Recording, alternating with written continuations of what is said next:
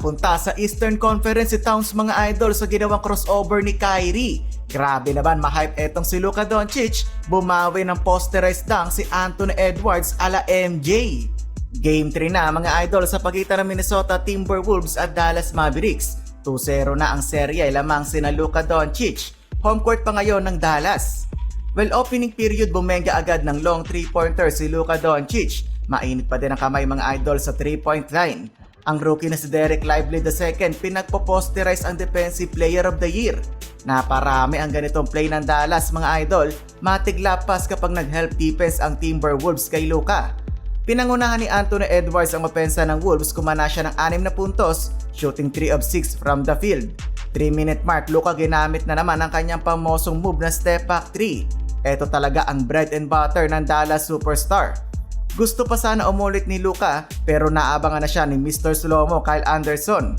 Sa mga huling segundo ng laban, nadali na naman ni Anderson si Luka, steal sabay pasa kay Ant-Man slam dunk.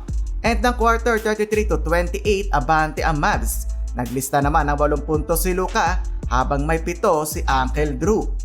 Second quarter mga idol, Karl Anthony Towns naligaw at napunta sa Eastern Conference sa ginawa ni Uncle Drew. Grabe naman yung crossover ni Kyrie mga idol, nalito na si Towns.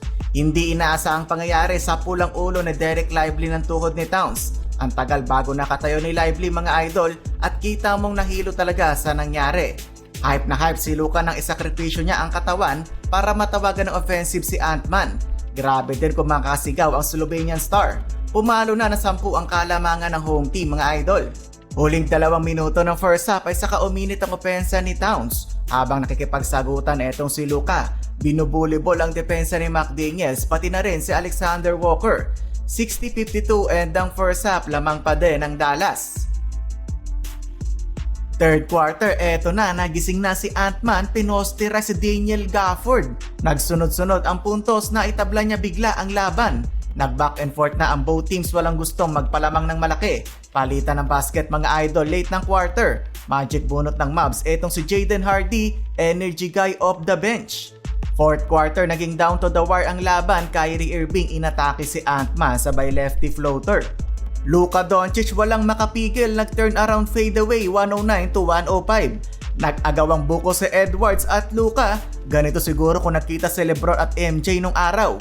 Kyrie Irving huge bucket laban kay Towns. Pang exclamation point dagger dunk naman ni Gafford.